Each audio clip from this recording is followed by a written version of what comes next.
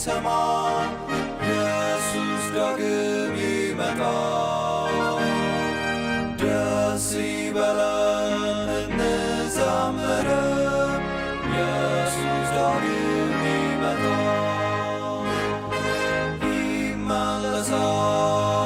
ይመለሳል ኢየሱስ ዳግም ይመጣ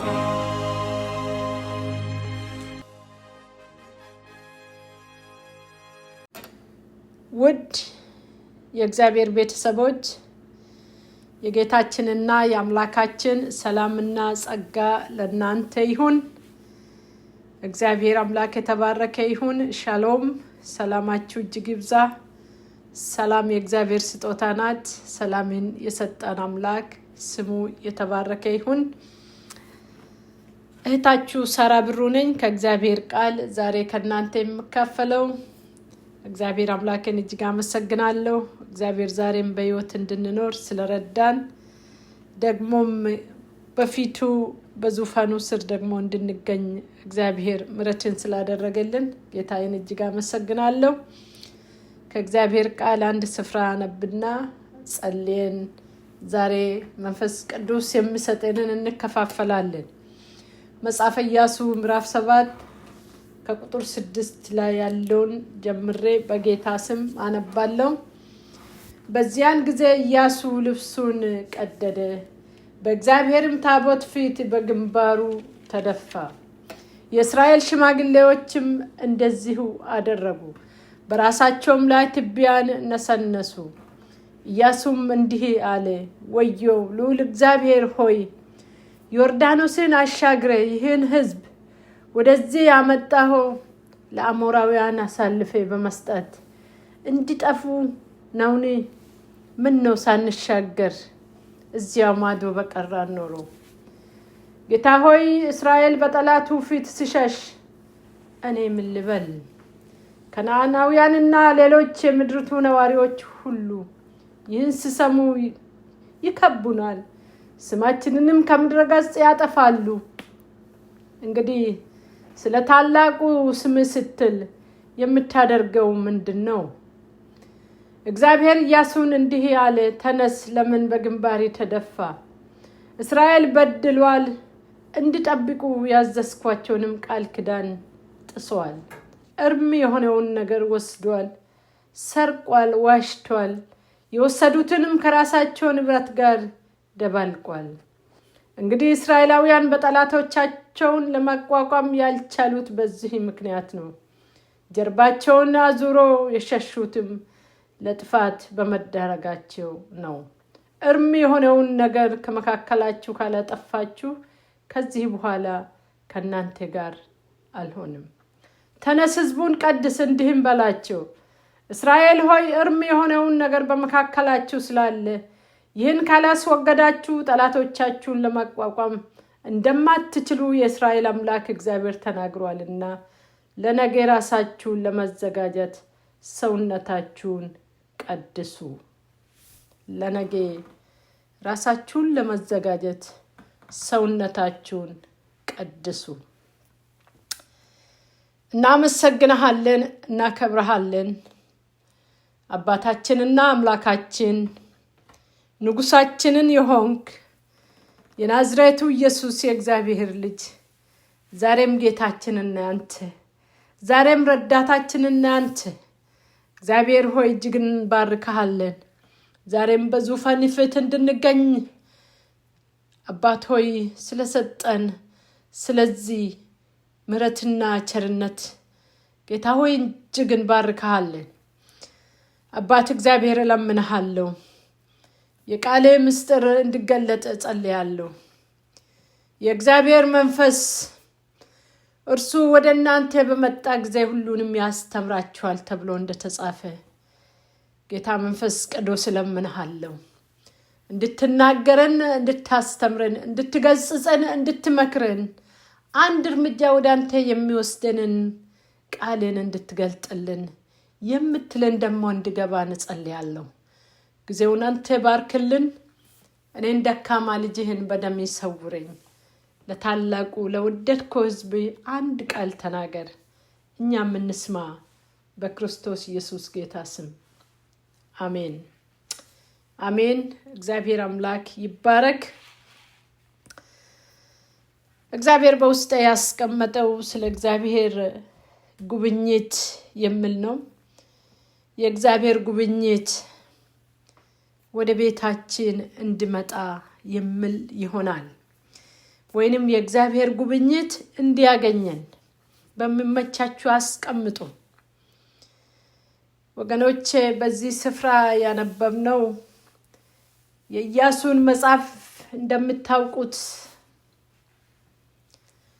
ከሙሴ ሕልፈት በኋላ ሕዝበ እስራኤልን የመራ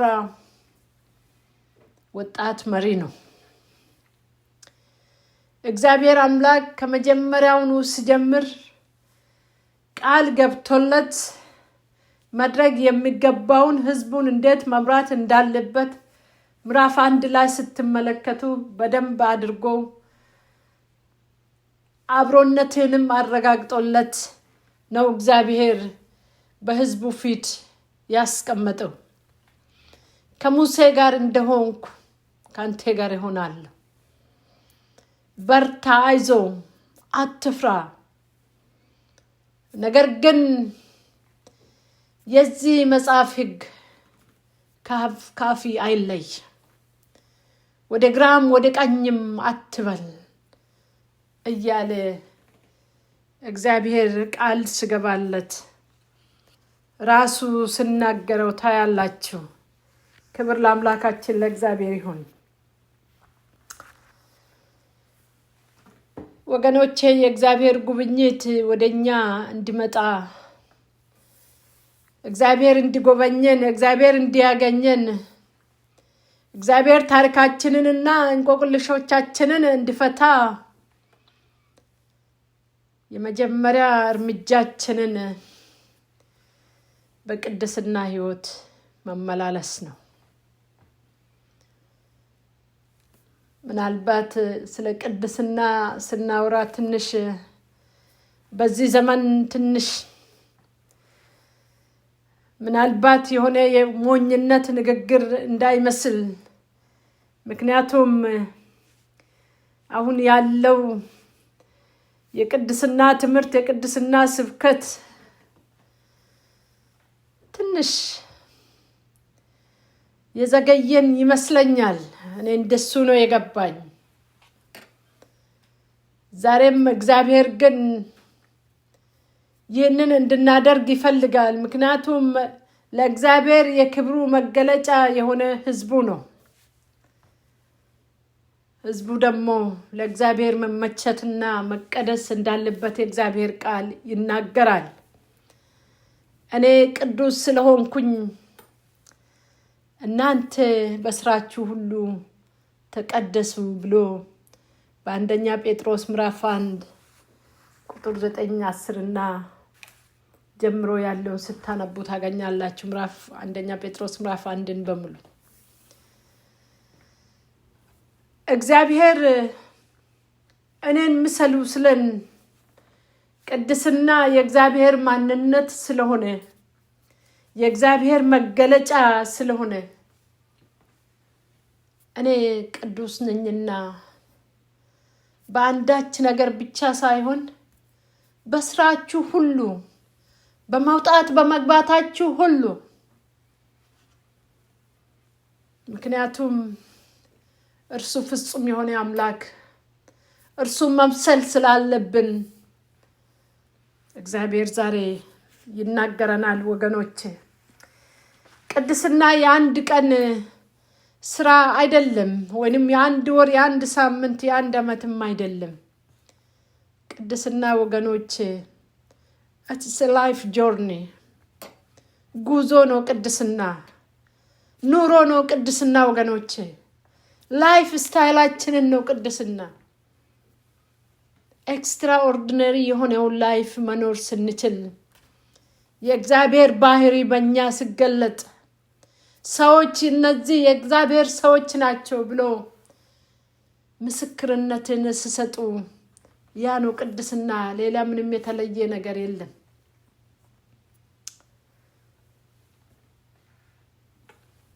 ቅድስና ወገኖቼ ድልድይ ነው። እኛንና እግዚአብሔርን የሚያገናኝ ያ ድልድይ ቅድስና ይባላል። ክብር ለአምላካችን ለእግዚአብሔር ይሁን። በአንደኛ ቆሮንቶስ ምዕራፍ 6 እንደምታውቁት እናንተ ቤተ መቅደሴ ናችሁ፣ ስለዚህ ቤተ መቅደስን እንዳታረክሱ ብሎ ሲናገር ታያላችሁ። ምክንያቱም እግዚአብሔር በእኛ ውስጥ ስለሚያድር የቆሸሸውንና የተበላሸውን ስለማይፈልግ እንድንመቸው እግዚአብሔር ይፈልጋል። ቅድስና ወገኖቼ መለየት ነው፣ ለእግዚአብሔር መለየት ነው።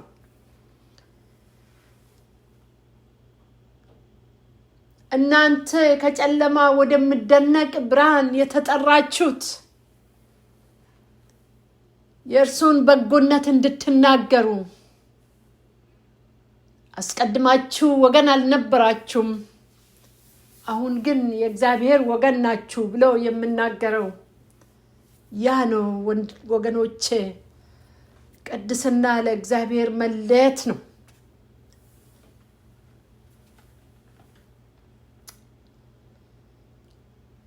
እግዚአብሔር ልቡ የሚያርፍበት የሚወደው ልጄ ይሄ ነው ልለን የሚችለው ክፋትን ስንጸየፍ። መዝሙር 1 እንደምታውቁት በክፎች መንገድ ያልሄደ በኃጢአተኞችም ወንበር ያልተቀመጠ እርሱ በእግዚአብሔር ሕግ ደስ ይለዋል ይላል። በጣም ወደዋለሁ ይሄን ክፍል። ሕጉን በቀንና በሌሊት ያስባል፣ ምክንያቱም ከክፎች ጋር አልተባበርምና፣ ምክንያቱም ኃጢአትን ተጸይፏልና። ሁላችንንም ብዙ ጊዜ እንጠቅሳለን፣ ስለምንኖርበት ዘመን እናወራለን። ይህ የዘመነ ዘመን እንደሆነ ዘመናችንን በብዙ ያደገ በብዙ የሰለጠነ የስልጣኔ ዘመን ውስጥ እንደምንኖር ሁላችንንም እንጠቅሳለን። ጥሩ ነው። አው ስልጣኔ ያስፈልጋል። ነገር ግን ወገኖች ከእግዚአብሔር በላይ የሆነ ስልጣኔ እሱ ክፋት ነው።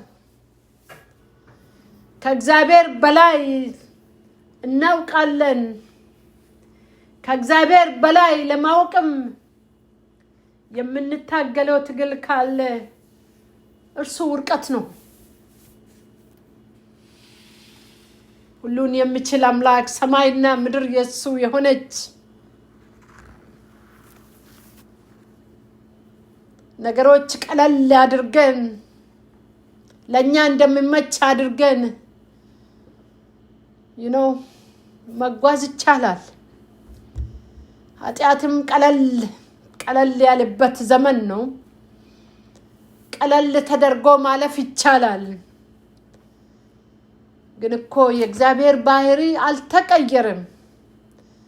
ከዛሬ 2000 ዓመት በፊት የነበረ ዛሬ ምድር ላይ ይሰራል። የእግዚአብሔር ስርዓት አልተቀየረም ወገኖች። እኛ ልንቀየር እንችላለን። ዘመናት ይቀየራሉ፣ ሁኔታዎች ይቀየራሉ። አዎ ቴክኖሎጂም ያድጋል፣ ብዙ እድገት ሊኖር ይችላል። የእግዚአብሔርን ማንነት ግን ሊቀይር የሚችል አንዳችም ነገር የለም።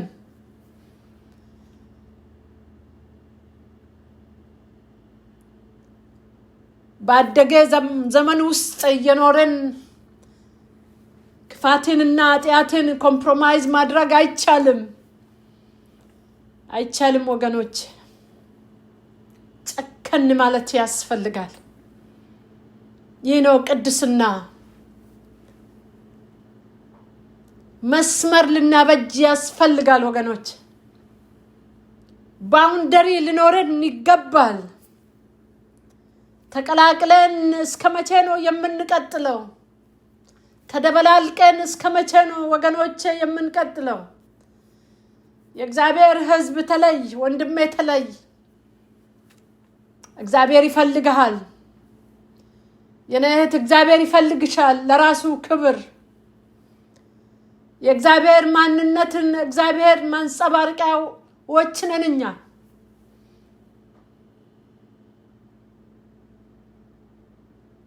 ቅድስና መለየት ነው። በነገር ሁሉ መለየት ነው። ሰዎች ቢቀየሙን አይሻልም? ሰዎችን ለማስደሰት፣ ሰዎችን ለማምሰል፣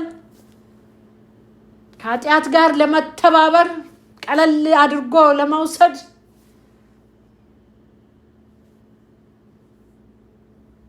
ለምን እግዚአብሔር ያዝንብናል? ለምን እግዚአብሔር ያዝንብናል ወገኖች? ለእግዚአብሔር ክብር ለምን መገለጫዎች አንሆንም? የተቀደሰ ሕዝቡን እግዚአብሔር ለራሱ መገለጫ ይፈልጋል ወገኖቼ። ሃሌሉያ! ክብር ለእግዚአብሔር ይሁን።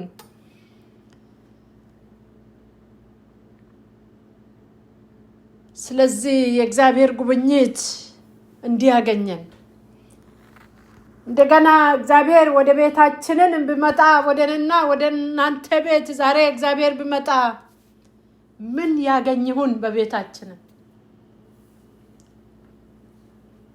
ምን ያገኝ ይሁን ወገኖች? አለች እምነት? ያቺ ትንሿ ማሰሮ ውስጥ ያለች ዱቄት አለች?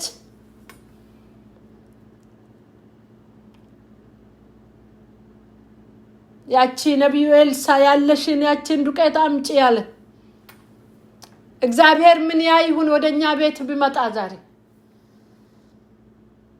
ቤቱ ያስገባ ይሁን። የቤቱ መዓዛ፣ የቤቱ ሽታ እኔና እናንተ ነን። የት ያገኘኝ ይሁን? እኔን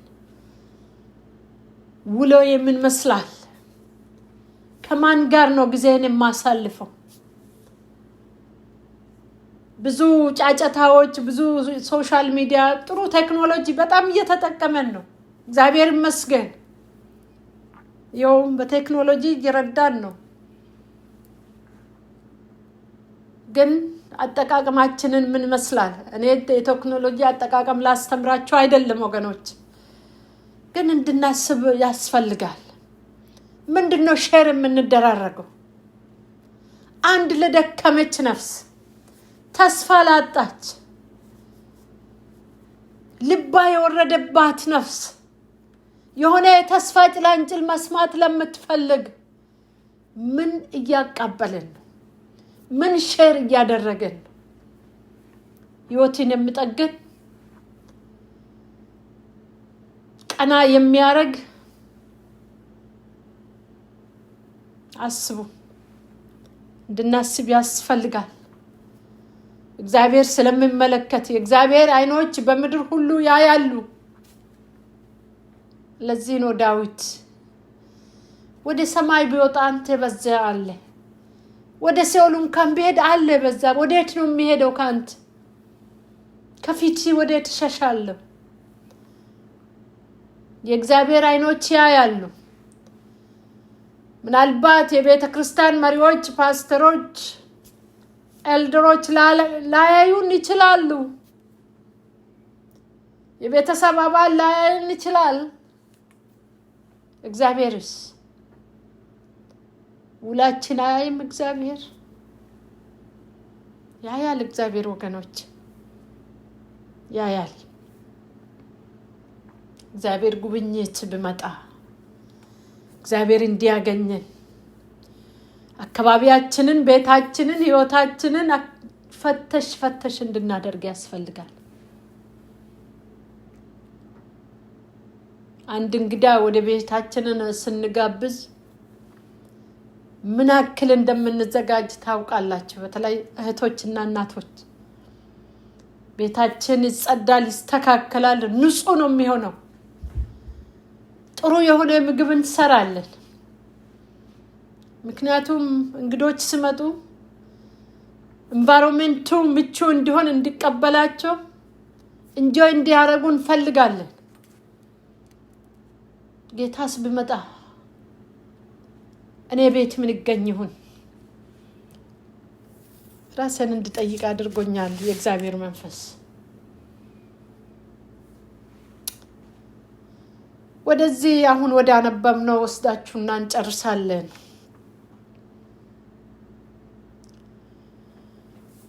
ኢያሱ ዮርዳኖስን ከተሻገሩ በኋላ ኢያሪኮ ግንብ ያ ታላቅ ግንብ ከፊታቸው ይጠብቃቸው ነበርና፣ ነገር ግን እግዚአብሔር ቃል ገብቶላቸዋል። ኢያሪኮንም ትወርሳላችሁ፣ አልፋችሁ ወደ ከነዓን ትሄዳላችሁ፣ ምንም ችግር የለም ብሎ እንደጀመረ ምዕራፍ 7 ጋር ስትደርሱ የኢያሪኮን ግንብ ዙሩና ውረሱ፣ ሌላ ምንም ችግር የለም፣ በእምነት ዙሩ፣ በእምነት ጩኸት ትወርሳላችሁ። እግዚአብሔር ራሱ ነው የተናገራቸው፣ ኢንስትራክሽን ነው የሰጣቸው። ነገር ግን አንድ ነገር አስጠንቅቆ ነበር ወገኖች፣ ይሄንን ልብ እንድትሉ ፈልጋለሁ። ወደዛ ትገባላችሁ፣ ምንም ችግር የለም። ነገር ግን በዛ ከተማ ውስጥ ያለውን ብርም ወርቅም አንዳች ነገር እንዳትነኩ፣ ለራሳችሁ እንዳታደርጉ አጽዱ ብሎ እግዚአብሔር ይሄንን ትእዛዝ ተናግሮ ነበር። የእስራኤል ሕዝብ የእስራኤል ልጆች በመውደቅ በመነሳት ውስጥ ያልፋሉ። እንደምታውቁት ዛሬም እየሆነ ያለው ነው። ስለዚህ አንድ ኢያሱ ያልጠበቀ ነገር አጋጠመ። ምክንያቱም የእስራኤል ልጆች በውጊያ ሁሉ እንደሚያሸንፉ ነው እግዚአብሔር ቃል የገባላቸው፣ የትኛውም ጠላት እንደማይቋቋማቸው። በዚህ ስፍራ ላይ ግን ያልጠበቁት አንድ ነገር ተከሰተና የእስራኤል ልጆች ተላልፎ በጠላቶቻቸው እጅ ተሰጡ። ጠላት ተጫወተባቸው። ምን ሆኖ ለምን ሆነ? ኢያሱ መሪው ራሱ አልገባውም፣ አላወቀም። ወገኖች ምዕራፍ 7 አንብቡ። ለካ አንድ ነገር ሆኗል። ኢያሱ ያላየ መሪ ያላየ ከእስራኤል ልጆች መካከል አካን የሚባል ሰው ይሄንን ኃጢአት አደረገ። እግዚአብሔር ያለውን ትተው ብርና ወርቅን ወስዶ ጎመጀ ይላል። ወስዶም በድንኳን ውስጥ ቀበረ። ስለዚህ የእስራኤል ልጆች ተላልፎ በጠላት እጅ ተሰጡ። ኢያሱ በእግዚአብሔር ፊት በግንባሩ ተደፋ። ሽማግሌዎችንም ጨምሮ ምን ነካ እግዚአብሔር ሆይ እንዴት እንድታረግብናል? ይሄ ነው ወይ ገባህልን ቃል? ምን አደረገን? ለምንስ ዮርዳኖስን አሻገርከን እዚህ ልትጨርሰን? እግዚአብሔር ይጠብቀን። አይ አለ እግዚአብሔር፣ ኢያሱ አንተ ያላየ ነገር አለ፣ ያልተገነዘብከው ነገር አለ። ወደ ህዝብ ዞር በልና ህዝብን ፈትሽ። እርም የሆነውን ነክቷል፣ አልታዘዙም። ያ እርም ካልወጣ አሁንም ተላልፋችሁ ትሰጣላችሁ። ስለዚህ እኔን ከምትጨቀጭቀኝ ሂድና ህዝቡን ቀድስ፣ የወሰዱትንና የሰረቁትን ይህንን እርም ከመካከላቸው ያውጡ። እግዚአብሔር ነገራቸው። የእግዚአብሔር ቤተሰቦች ስለ አንድ ሰው ኃጢአት፣ ስለ አካን መተላለፍ 3 እና 4 ሺህ የሚሆን የእስራኤል ልጆች በጠላት እጅ ተላልፎ ተሰጡ። ማን ኃጢአት አደረገ? አካን አልታዘዝም። መሪ አላየም። እግዚአብሔር አይኖች ግን አይተውትም ነበር። ዛሬ ምናልባት በእኔ ምክንያት ይሁን በአንድ ሰው ምክንያት ይሁን ለምድር መፈወስና መጥፋት ምክንያት እግዚአብሔር የምለንን አትንኩ የምለንን እርም አታድርጉ የምለንን ወገኖች አንድ ሰው ሰውነቱን አዋርዶ ብጸልይ ፊቴን ብፈልግ ከክፉ መንገዱ ብመለስ ሁለተኛ ዜና ውስጥ እኔ በሰማይ ሆኜ እሰማለሁ ይላል እግዚአብሔር። እግዚአብሔር አንድ ሰው ነው የሚፈልገው። አይገርማችሁ? አንድ ሰው ነው የሚፈልገው። ለእግዚአብሔር ለሕዝቡን ሊጎበኝ እግዚአብሔር ሕዝቡን ነፃ ሊያወጣ የሚያስፈልገው ወገኖቼ ጥቂት ሰው ነው። ለጉብኝት የሚያስፈልገው የቆረጡ የታጠቁ የጨከኑት በእነሱ ምክንያት እነሱ ብቻ ሳይሆኑ ምድር ትፈወሳለች። ክብር ለአምላካችን ለእግዚአብሔር ይሁን። አንድ ነገር ብዬ ጸልያለሁ። እግዚአብሔር ከጨለማ ወደ ብርሃን ጠርቶናል። የብርሃን ልጆች ነን ወገኖች። እንደ ብርሃን ልጆች መመላለስ ለሕይወታችንን፣ ለቤታችንን፣ ለትውልድ፣ ለምድርቷ በረከትና ፈውስ አልፎ መሄድ ይሆናል። ስለዚህ የእግዚአብሔር ቤተሰቦች ወንድሞችና እህቶች ጌታን የምትወዱት እግዚአብሔር አይለፈን። እግዚአብሔር ክፉን አትንኩ፣ ተቀደሱ፣ ተለዩ ስለን ለራሳችን ጥቅም እግዚአብሔር እንዲያገኘን እንዲጎበኘን ነገሮቻችንን እንዲፈቱ ሁላችንንም በአንድም በሌላም በእግዚአብሔር ፊት እግዚአብሔር እንዲያደርግልን፣ እግዚአብሔር እንዲመልስልን፣ እግዚአብሔር እንዲፈታ የምንፈልገው ነገር አለን።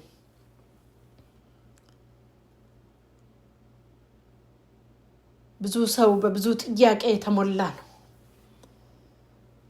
ጥያቄዎቻችንን ግን እግዚአብሔር እንዲያይ፣ እግዚአብሔር እንዲሰማ እኛና እግዚአብሔርን የሚያገናኝ ያ ድልድይ በሕይወታችንን እንድታይ ያስፈልጋል። ክብር ለእግዚአብሔር ይሁን። እንጸልያለን። ሃሌሉያ። ቅዱስ እግዚአብሔር አዎ ጌታ ሆይ ከመልካም ነገር ጋር ተስማሙ፣ እኔ በዛ አለው ብለናል። የዘላለም አምላክ እግዚአብሔር ጸልያለሁ ዛሬም እንደገና እንድትመለከተን፣ ዛሬም እንደገና መዳን እንዲሆንልን፣ ዛሬም እንደገና ጌታ ሆይ እንድንለይ አባት እግዚአብሔር እለምንሃለሁ። ጌታዬና አምላኬ ሆይ ለክብር የምንለይ ሕዝብ እንድታደርገን እግዚአብሔር ሆይ አንተ በእኛ ስትከብር፣ አንተ ስትታይ ጌታ ሆይ ለምድርቷ በረከት እንሆናለን። አባትና አምላኬ እለምንሃለሁ ጉብኝት እንዲያገኘን፣ ያንተ መገኘት እንዲሆንልን እግዚአብሔር ሆይ መልሰን እንመለሳለን። ወደ ቤቴ መልሰን ጌታ ሆይ ወደ ጉያ መልሰን። የዘላለም አምላክ ይህ ቃል ራሳችንን እንድናይ እንድረዳን እለምንሃለሁ። ክብር ሁሉ ለአንተ ይሁን በጌታ በኢየሱስ ስም አሜን። እግዚአብሔር አምላክ ይባርካችሁ።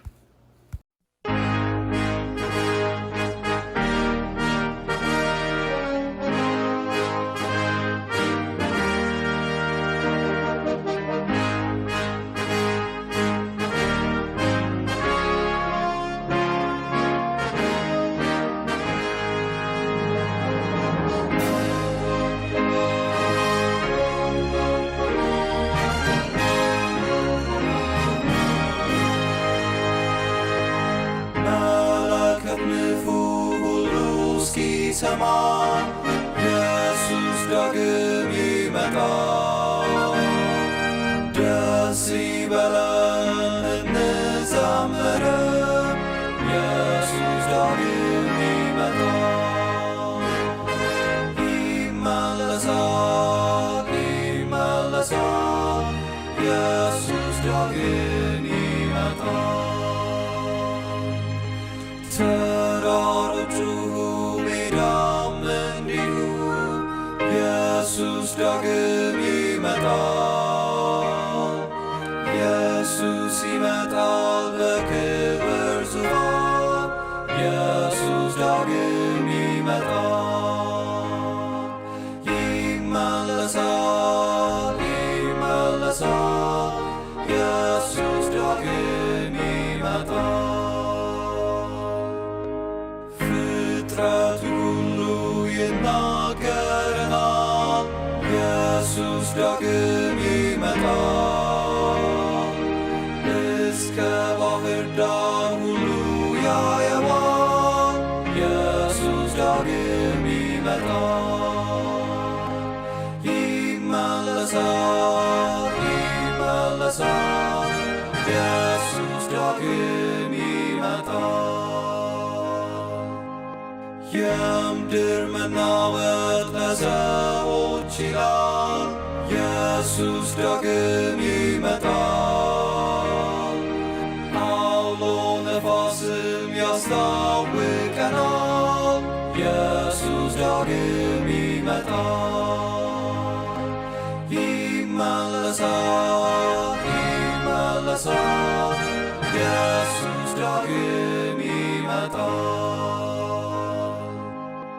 ሕዝብ የሚቆጣው